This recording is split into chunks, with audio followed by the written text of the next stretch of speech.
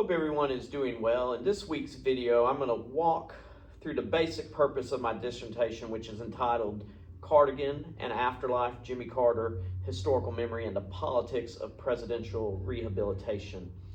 What pulled me into this direction was actually my many visits to the Carter Presidential Library each year. I take my AP U.S. Government class each year, and it's a great experience. You first sit in the dark at the Carter Museum watching a short film, and then you go through different displays looking at the cardigan. You hear the language of limits and honesty, and then you eventually walk onto a space that's filled with Habitat hard hats, a Noble medal, a smiling peanut button. It's the whole story about who Jimmy Carter was, told without ever quite saying it out loud. That raised my main question: how is that story being made, and how did it change over time? Which brings me to my research questions that I'm looking at. The core research question is this: from the 1970s to the present, how did Americans build, fracture, and then partially rehabilitate Jimmy Carter's public image through what I like to call memory infrastructure, which is looking at museums, media, religious venues, and humanitarian institutions. I'm especially interested in a set of competing images that never quite settled. Carter as an authentic outsider and born-again reformer, as a technocratic scold and failed president, as a human peacekeeper, and finally as a kind of saintly ex-president. To get at that, the dissertation that I'm writing is going to link 6 questions together, and I'll try to phrase them as simple as possible. How did Carter first get installed as an authentic outsider? So what I'm going to look at is the 1976 campaign, some of the early press releases on him, and some of the progressive evangelical outlets, and ask which cues, whether it be the cardigan, plain speech from him, the church testimony, what made that image travel?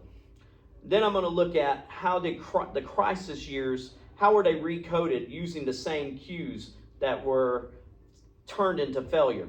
So I'm going to be looking at inflation, energy shortages, the Iran hostage crisis. How did the media and opponents turn the cardigan and his moral language into symbols of inconsistency, scolding, and even national decline? I'm also going to look at how did religious publics tell their own Carter stories.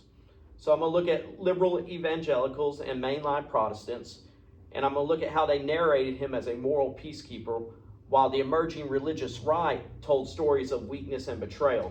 So I'm going to treat the churches and denominational presses as places where Carter was actively taught. I'm also going to look at what did the Carter Library and the Carter Center and even Habitat for Humanity, what did they do to his image after 1981? I look at how exhibits, different programs, and service projects turned post-presidential work into an actual new center of gravity for remembering Jimmy Carter. I'm also going to look at how did the late life rituals, whether it be some of his milestone birthdays, his illnesses with cancer, some obituaries and the funerals that just happened this past year. I'm going to look at those and see how they resorted the image of Jimmy Carter. When the cameras came back to Carter, which versions of him were actually brought forward and which ones were left out. And finally, I'm going to look and see how this case of looking at Jimmy Carter, how this goes overall to the modern presidents and can be looked at all modern presidents. I'm going to use Carter to argue that the presidential reputation is less a scoreboard of policy wins and losses and more of a cultural process that can be documented and analyzed. So looking at the significance of all this, why does this matter? Within Carter scholarship, most work has asked, was he actually a good president or a bad one? We get the familiar categories of the orthodox failure narrative, some of the revisionist defenses, and then later post-revisionist synthesis that stress the constraints, human rights, and the age of limits that he faced during his presidency.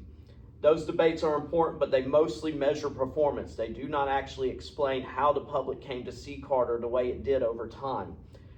My goal of this dissertation is to shift the focus from what he did to how the institutions taught us to remember what he did.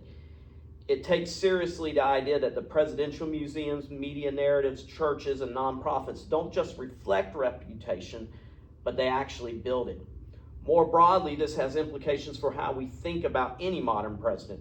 In a media-saturated, permanently campaigning political world, images actually outlive transcripts. Understanding that process helps explain how a one-term failed president can later be remembered as a moral statesman, and it gives us tools to actually interrogate similar shifts for other presidents. So the gaps that we're looking at to fulfill and extend beyond this literature, so what are we going to try to add? First, it's going to map the memory infrastructure around Carter in a way that hasn't been done. We have excellent works on his presidency, on his post-presidency, and on the Carter Library and Carter Center, which are done in isolation, but no study pulls them together.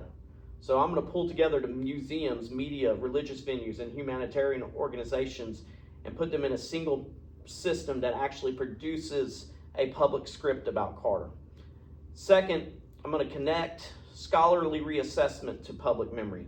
Historians have clearly moved beyond the simple failed president verdict, but we know less about how those reassessments have filtered into museums, documentaries, funeral coverage, and his church talks.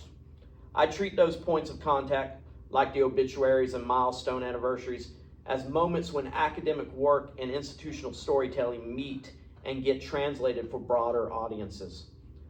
Another thing that I want to do with this project is look at how to reframe the post-presidencies. Instead of treating Carter's later life as a nice epilogue, I argue that the Carter Center, habitat work, and related rituals created a second center of gravity for remembering him.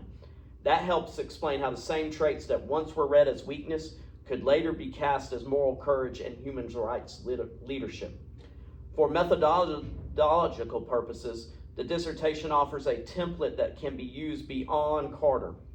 By showing how to track images and cues across a memory infrastructure, it suggests a way to study the reputations of other modern presidents whose standings have swung over time. In that sense, it's not just a local correction to Carter's place in history. It pushes presidential studies to treat evaluation as a cultural process that can be documented, not just a set of rankings.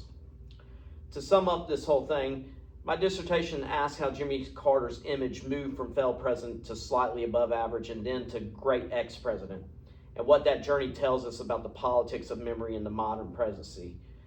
I do that by following the many images of Jimmy Carter as they move through museums, media, religious venues, and humanitarian institutions over nearly 5 decades.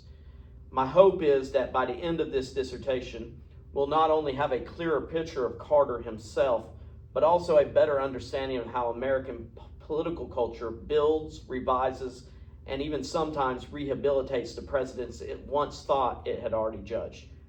Thank you and have a blessed day.